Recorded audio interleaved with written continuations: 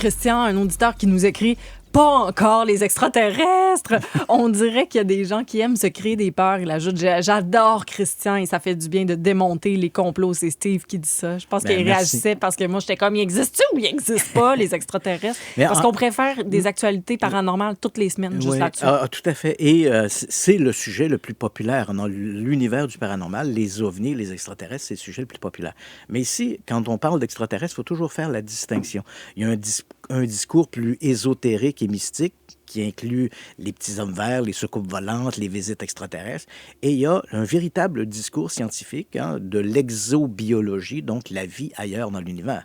Donc, si on a un groupe d'astrophysiciens autour d'une table, ils vont parler de vie extraterrestre, mais pas de la même façon que si on regroupe un groupe d'amateurs de soucoupes volantes. Tu comprends? Oui. Donc, le discours n'est pas pareil. Bon, attends, je t'interromps. Y en a-tu ou il n'y en a pas? En fait, mais c'est une... Bon, si tu me poses la question, est-ce qu'on est visité par des extraterrestres? C'est une question de croyance et d'acceptation. Mais personnellement, je ne crois pas que nous sommes visités et je ne crois pas que nous ayons jamais été visités par des extraterrestres. Je reste l'esprit ouvert, mais où sont les preuves? Bon, pour ce qui est maintenant de notre discours d'aujourd'hui, il y aurait 4 civilisations belliqueuses dans la Voie lactée. Ici, on parle vraiment d'extraterrestres, mais en termes de science, en termes d'exobiologie. Donc, on a un scientifique... Donc, c'est le côté sérieux. C'est le côté sérieux. Donc, on a un scientifique de l'Université Vigo, en Espagne, qui s'est penché sur la question en faisant différents calculs. Et on va essayer de résumer ça pour le public qui nous écoute, parce qu'on ne se lancera pas dans un cours d'astrophysique, mais notre galaxie, c'est une galaxie parmi des centaines de milliards de galaxies. Et notre galaxie, on estime entre 200 et 400 milliards le nombre d'étoiles qu'il y a dans notre galaxie. Et on sait maintenant qu'à peu près 1 étoile sur 2, même peut-être un peu plus que ça, ont des planètes qui gravitent autour. Et évidemment, s'il y a des planètes qui gravitent autour, il suffit qu'une planète soit à bonne distance de son étoile, remplisse quelques conditions primaires, et il va avoir des conditions qui vont être favorables, qui sont favorables à l'éclosion de la vie. Donc, si on pose la question sur un plan essentiellement d'exobiologie, on posait la question à des scientifiques, est-ce qu'il y a des extraterrestres dans l'univers? Tous répondraient probablement que oui. La vie doit pulluler dans l'univers. Il doit y avoir plein de planètes qui ont de la vie dessus. Et même dans notre propre système solaire, en dehors de la Terre, on a de bonnes candidates. On pense à des lunes, par exemple, de Jupiter ou Saturne, qui ont des océans sous des couches de glace, donc qui pourraient avoir des conditions qui ont permis l'apparition de vie. Mais de quelle forme de vie parle-t-on? Ici, on parle de vie microbiologique, microscopique, des bactéries, etc. Maintenant... Mais là, dans cette étude-là, on parle de 4 civilisations extraterrestres belliqueuses. Ouais. Et c'est là qu'on tombe dans la science-fiction en tabarnouche. OK, parce que là, je regarde ça puis je me dis, Parce qu'en fait, s'il y a une chose que l'on sait, on connaît en science les conditions qui permettent l'apparition de la vie. Mais de la vie, là, minuscule, des microbes. Des petites bébites.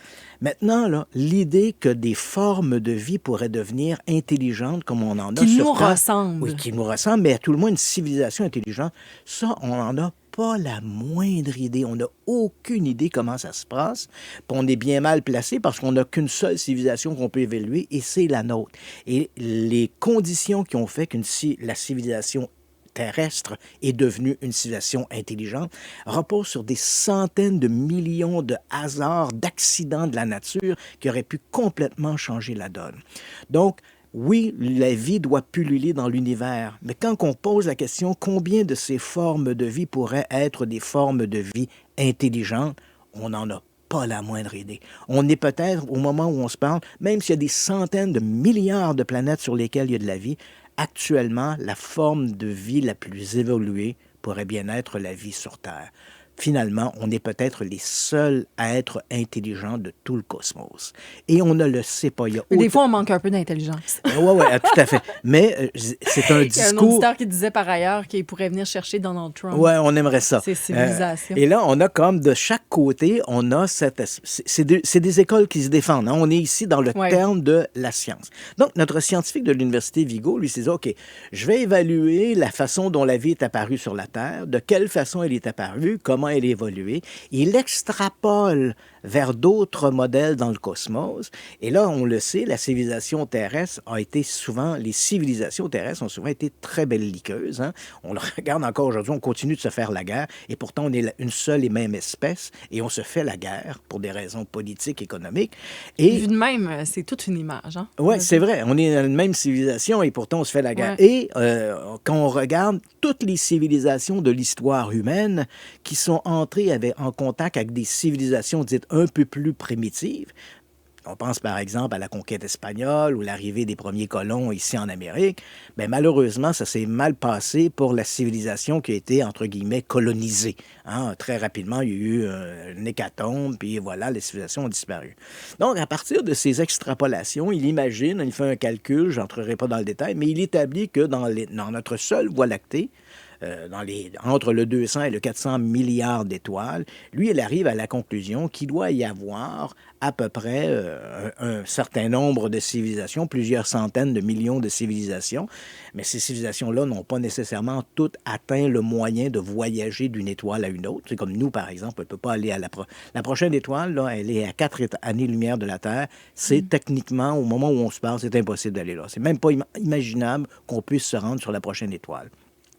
Donc, mais on peut imaginer peut-être que des civilisations qui auraient 1 million d'années d'avance sur nous pourraient avoir développé cette technologie. Et là, il arrive à la conclusion qu'à travers tous ces beaux calculs-là, il établit qu'il y aurait 4 civilisations plus en avance sur nous, qui seraient capables... Plus en avance sur nous, qui auraient le moyen de se déplacer d'une étoile à une autre. Ils seraient déjà venus nous voir, là. Et moi, je pense... Tu vois, tu es éveillé parce que ce que tu évoques là, déjà dans le domaine de la science, on a déjà ce concept-là qu'on appelle le paradoxe de Fermi. Si la vie pullule dans l'univers, ici, dans notre simple Voie lactée, il y a des centaines de millions de civilisations plus avancées que nous le sommes. Pourquoi est-ce qu'ils ne sont pas déjà ici? C'est nous la menace, tant qu'à ça. Tu comprends? Tu disais on serait probablement les êtres les plus intelligents du cosmos. C'est exactement ce qu'on est en train de faire. Essayer d'aller sur les autres planètes puis voir. C'est nous autres qui allons être les extraterrestres. Et c'est peut-être nous qui pourraient devenir une menace pour les autres civilisations. Mais c'est tellement ça.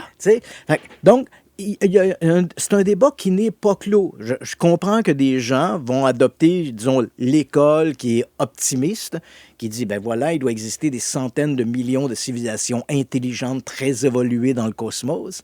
Et il y a une autre école qui est tout aussi scientifique qui, elle, dit non, si on prend les paramètres qui ont permis à la vie d'apparaître et évoluer vers l'intelligence, on est peut-être la seule civilisation intelligente du cosmos. Et l'un des éléments qui est assez...